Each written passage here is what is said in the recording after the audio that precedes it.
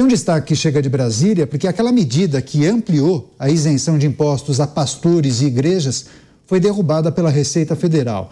Essa suspensão do ato do então governo de Jair Bolsonaro, que estava em vigor desde julho de 2022, foi publicada hoje no Diário Oficial. A partir de agora, valores pagos por igrejas a pastores e por instituições vocacionais voltam a ser considerados remuneração direta. Antes só eram consideradas remunerações as frações do pagamento referente a aulas ou atividade laboral propriamente dita. Nessa rodada, se os meus amigos me permitem, eu vou começar com o Alan Gani, que está por dentro do assunto, vai explicar exatamente qual foi a alteração, por qual razão esse governo decidiu promover esse ajuste por meio da Receita Federal. Gani, eu vi, claro, nas redes sociais muitas análises genéricas, mas dando conta de que acaba sendo uma revisão do atual governo de algo que tinha sido concedido no governo anterior. E muitos fazem conexões de que teria o objetivo de desfazer algo feito pelo governo anterior. A análise vai além disso, né? Eu acho que tem dois pontos aí, né? Se a igreja, ela tá só fazendo uma atividade religiosa, de culto e filantrópica, e tem uma série de igrejas que prestam um ótimo serviço à sociedade nesse sentido, aí eu acho que tem que ter, de fato, um benefício tributário. Elas não estão visando ao lucro, né?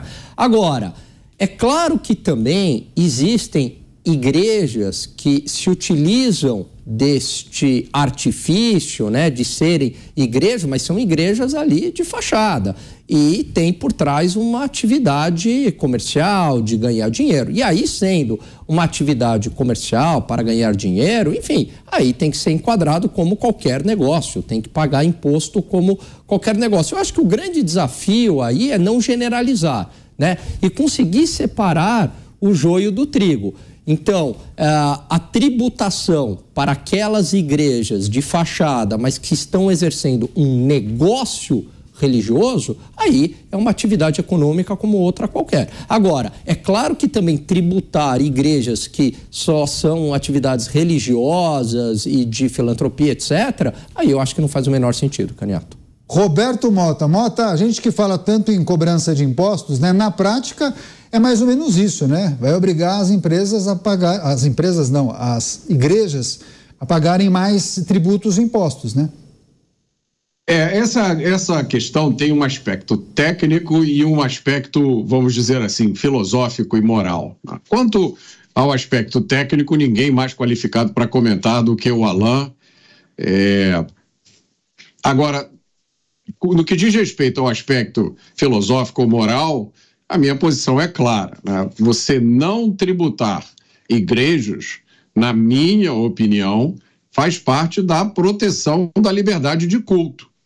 O tributo é um dinheiro que o Estado extrai de uma atividade qualquer para financiar o próprio Estado, para financiar a existência do Estado. No Brasil, a gente paga imposto sobre a renda, sobre o que consome, sobre pagamentos que faz, a gente paga imposto sobre herança, a gente paga imposto praticamente sobre quase tudo.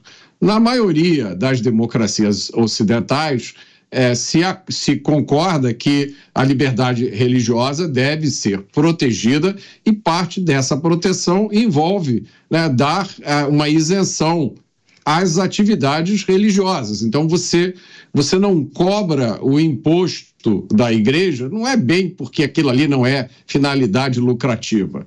Você não cobra como expressão de respeito à religião. Eu sei que muita gente vai dizer, mas tem igrejas onde os pastores só visam lucro.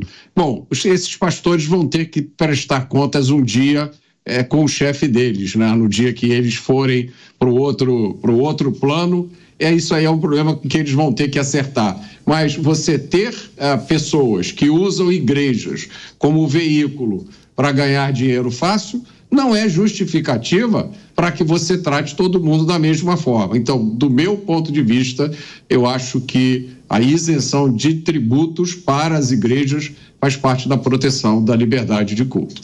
Pois é, essa suspensão vai obrigar as igrejas a recolherem essas contribuições previdenciárias sobre essa remuneração especial. Na prática, pagamento de impostos à Receita Federal. Inclusive, imposto de renda e contribuição social vão incidir sobre qualquer pagamento a essas lideranças religiosas. Também quero te ouvir, Cristiano Beraldo.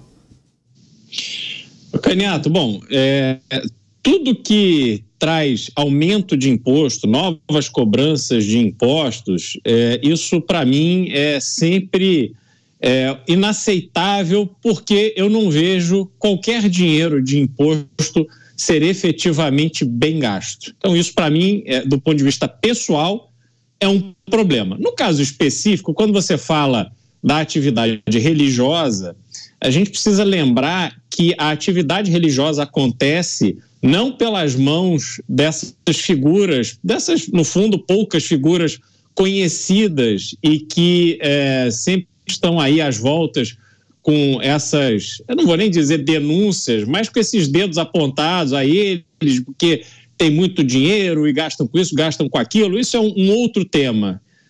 A verdade é que a atividade religiosa, ela é desempenhada na sua vasta maioria por pessoas que estão abdicando de qualquer coisa em nome de uma missão de solidariedade, uma missão de dar apoio e orientação ao outro.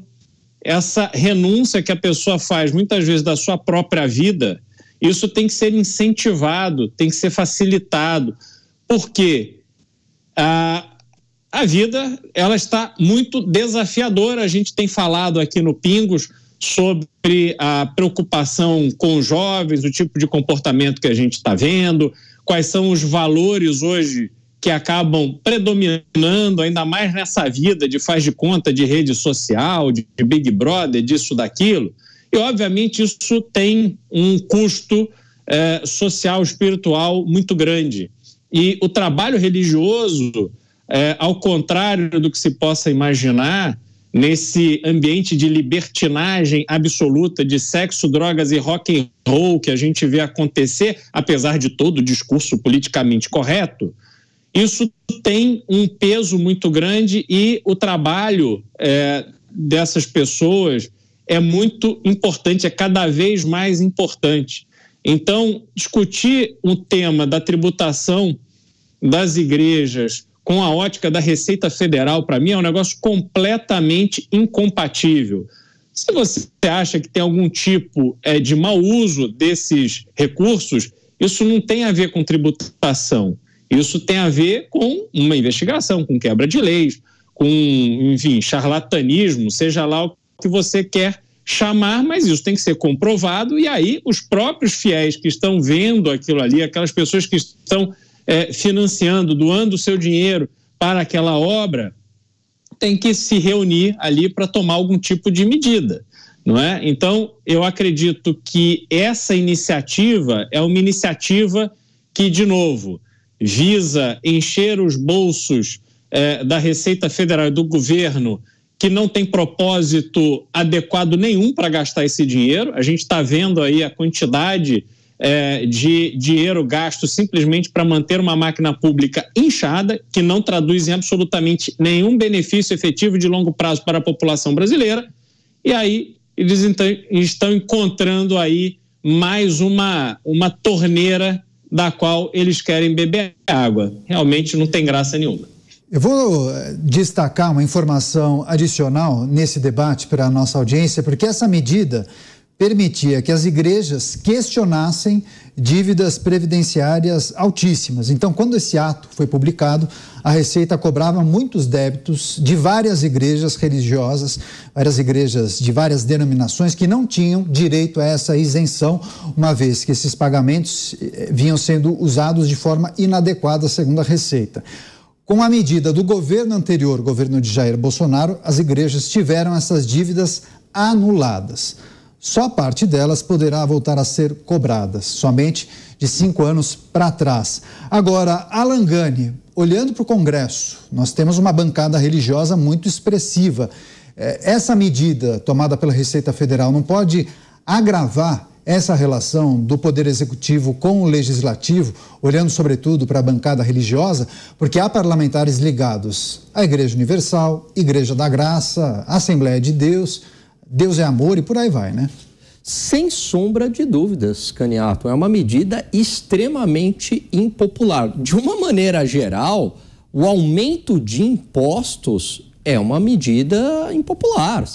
Veja, isso tanto para a esquerda quanto para a direita. É um tema que eu estou falando do contribuinte de esquerda, o contribuinte de direita. Lógico, o contribuinte de direita, né, já não gosta de pagar imposto. Agora, o contribuinte de esquerda, a esquerda defende mais Estado, mais imposto, ele também não gosta de pagar imposto.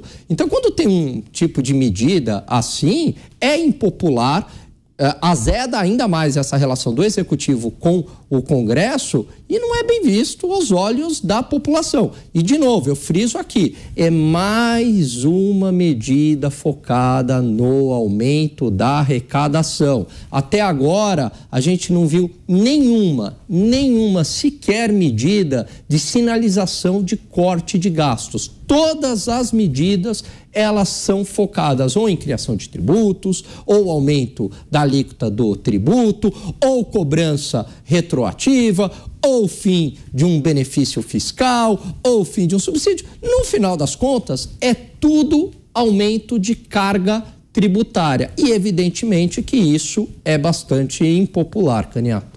É isso. Você, Mota, acredita que isso possa ter algum tipo de repercussão na relação do Poder Executivo com o Congresso, olhando sobretudo a Frente Parlamentar Evangélica ou a bancada religiosa, que acaba abarcando também parlamentares ligados a outras denominações? É difícil avaliar, Caniato, porque, na verdade, essa pauta está muito complicada, né? A gente todo dia fala sobre as inúmeras questões que estão na mesa para serem decididas no futuro próximo. Ontem nós falamos sobre uma série de vetos do governo que estão correndo o risco de serem derrubados, vetos que falam sobre uma variedade enorme de assuntos, muitos deles complicados, com nuances que o cidadão comum não consegue perceber, tá? Eu acho que a gente precisa esperar para ver qual é o impacto dessa medida. Eu não consigo avaliar qual é o impacto dessa medida na operação, no funcionamento das igrejas, mas eu faço coro com os meus colegas. Para mim, toda criação ou aumento de imposto é uma coisa essencialmente ruim. Em se tratando de imposto que incide sobre atividades religiosas, eu acho que é duplamente ruim.